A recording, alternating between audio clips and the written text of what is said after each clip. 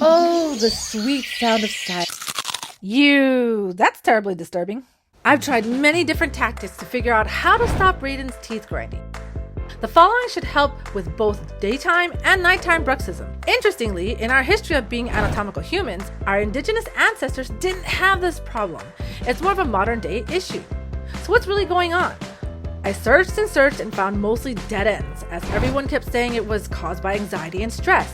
But to me, those are not causes, those are symptoms. It seems there were no clear answers to what causes bruxism.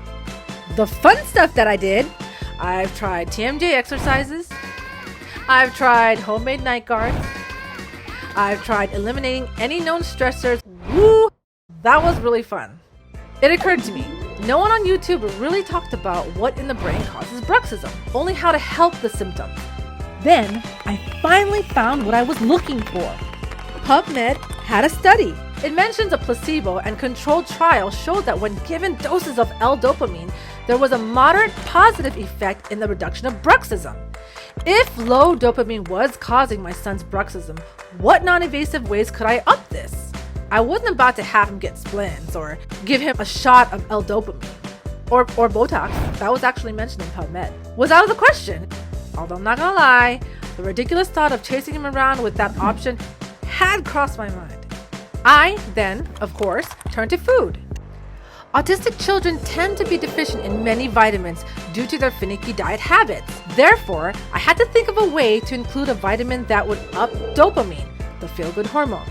I came across methylfolate and methylcobalamin, which are forms of B12, finding that benefits include synthesizing neurotransmitters like dopamine and serotonin. And for those of you who didn't know, autistic children are chronically low in B vitamins. I have included supplement links below that I use in hopes that it will be helpful to you. Unfortunately, not a lot of us properly get this complex vitamin through foods.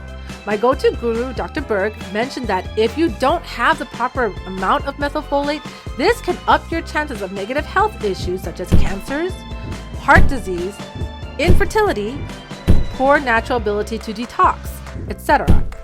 Fast forward. After giving him these vitamins, the first 3 days, I noticed he didn't grind his teeth the first half of the night, which was an improvement. Then, after a week and a half, it has minimized to just minor teeth grinding sounds early in the morning. Although it has not completely ceased, it has greatly improved, and I'm pretty happy with the results. Understand that this is what worked for us. It may not work for everyone, but I felt this information was good to share. Thanks for watching, and I'll see you again soon.